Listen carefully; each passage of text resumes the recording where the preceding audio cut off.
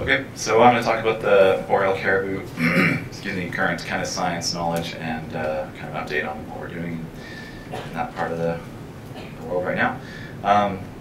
We are a few years behind Alberta in a lot of ways in our knowledge of Boreal Caribou in the region. Probably didn't really start any work on Boreal Caribou really until the 2000s, early 2000s. So we're a number of years behind on our kind of basic knowledge of Boreal Caribou in the area. But I think we're also a bit behind on the level of industrial development that's occurred. So, so we're kind of behind, but ahead in a couple of ways. So, so I'm going to be talking about the Boreal Caribou. They're up in the very northeast corner of BC. There are 6 ranges that have been identified, and let's go back to that. So those ranges were based on some habitat modeling, some telemetry data that was collected in the Snake Sauterne range, which is this middle one here. And then habitat modeling was used to determine or to describe the ranges outside of there. So we are still working on getting some kind of baseline range use data. It's just some pictures of the habitat up there. Quite a bit different than most of what people think about caribou in BC. So Chris kind of touched on this map before. The ranges are divided into a series of core areas. The larger polygon is kind of range occupancy, so there could be caribou in those areas, but they're not a range or a core. There's some population estimates there, probably about 1,200 caribou.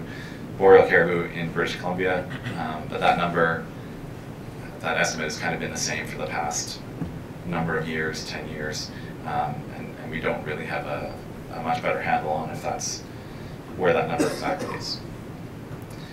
In 2010, there was a kind of a review of the science of Boreal caribou in BC, and this map is showing the telemetry locations that we have from VHF and GPS collars. So if you look at it, the modeling did a pretty good job of identifying these core areas. This is the Chinchaga range down in this area. There are definitely some gaps though, and these red dots, there's a couple here. A couple here are new areas where we have GPS collars deployed in the last couple of winters, so hopefully we'll be able to fill in some of the gaps there.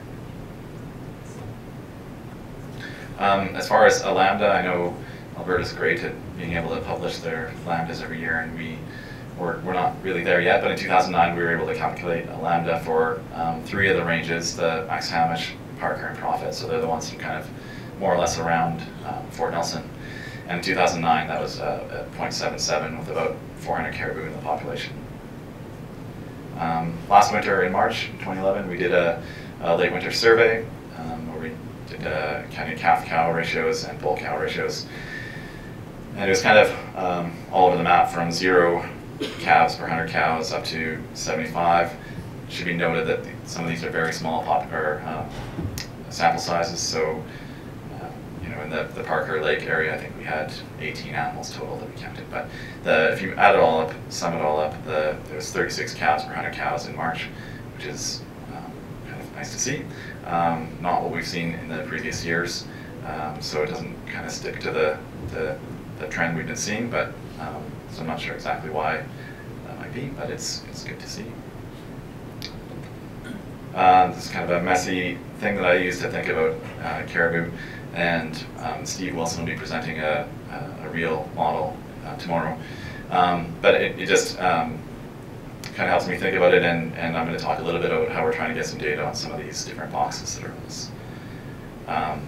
Just starting off though, you know, oil and gas in northeastern BC has been, it's been there for a long time, since the 50s, just north of Fort St. John, sorry. But more recently it's definitely increasing in scale and size, and record land sales, et cetera, in 2007. I don't know where we're at with land sales these days, but as Chris was mentioning with the resource review areas, there's very few areas that are not tenured currently. This graph is from the Fort Nelson Forest District, and it shows hectares of forest harvested. And the black bars are forest that's harvested by the forest industry, and gray bars are forest harvested by the oil and gas industry. So what you can see is in the early 2000s it was about the same, And after that, for the most part, oil and gas was harvesting much more merchantable timber than forestry. And now in 2009 and after that, there's not really any mills. There's a small privately owned mill operating in Fort Nelson, but otherwise there's no real forest industry in the Fort Nelson Forest District. And you're all familiar with the landscapes, what they look like. In 2010, we did a moose survey in the Horn River Basin with funding from CAP and SCEC. And so we were able to do a distance sampling survey. So we broke the Boreal Caribou ranges into some survey units that more or less matched up some of the Boreal Caribou core areas. And so we had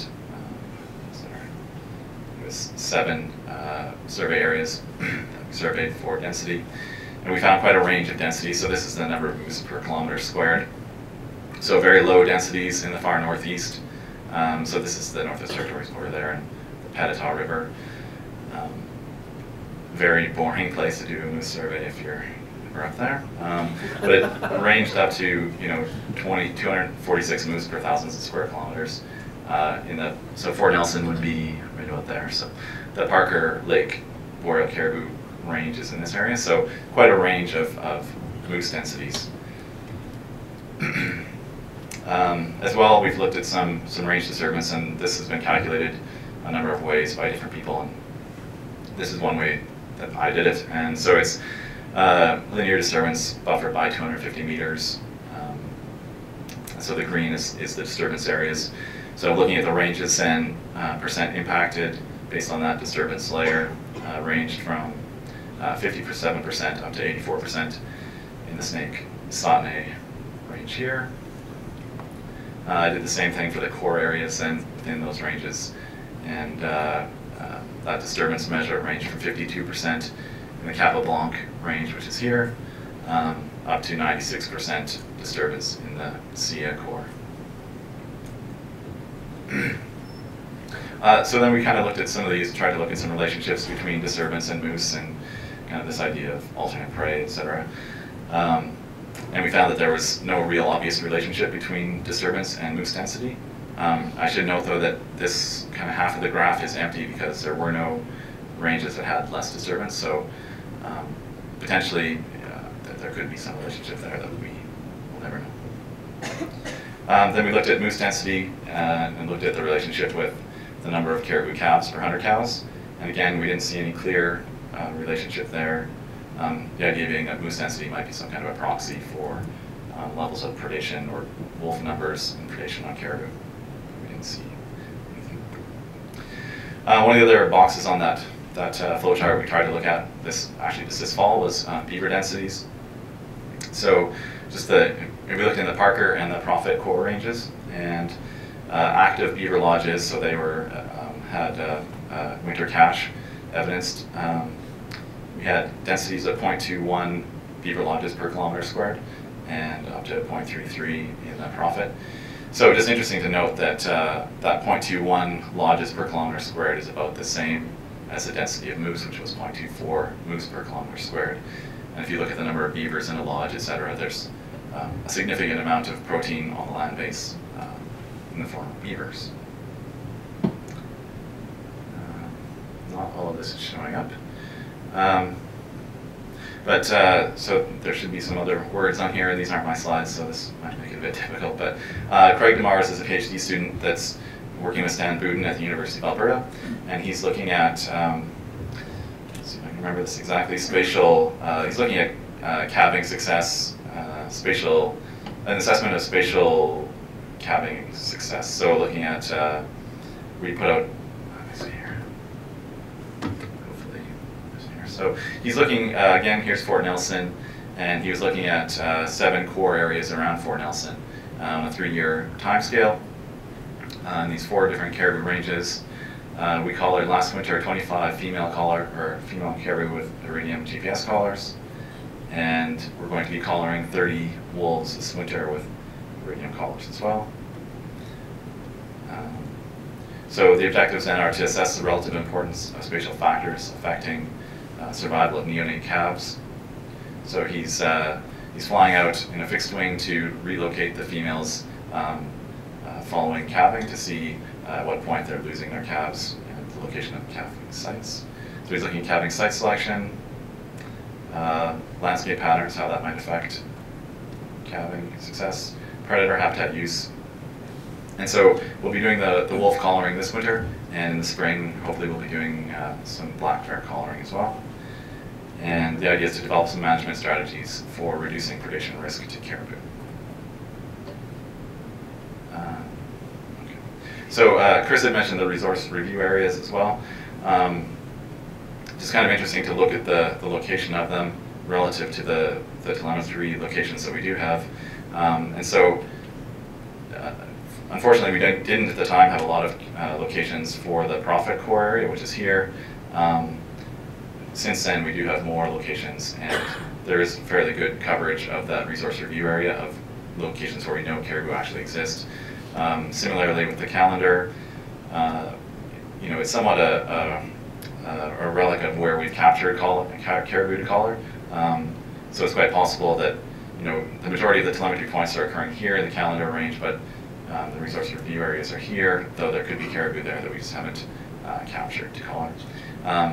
Similarly, in the Chinchilga range, this resource review area is in an area where we haven't seen a lot of evidence of caribou to date, but it could also be partially a fact that we haven't collared any caribou there. So that's something to think about. And those are going to be expiring in 2014 here, I believe. So just in summary then, we're going to be putting out those 30 collars on wolves this winter, hopefully also increasing our sample size of collared caribou for these late winter surveys, aiming kind of for that 20 collars per range, similar to what Alberta is doing. And we'll be trying to maintain our late winter calf surveys based off these collars to try and get these lambda estimates so we can kind of get a better idea of the trajectory of the populations. And we'll be doing some black bear collaring this spring. That's all I really have.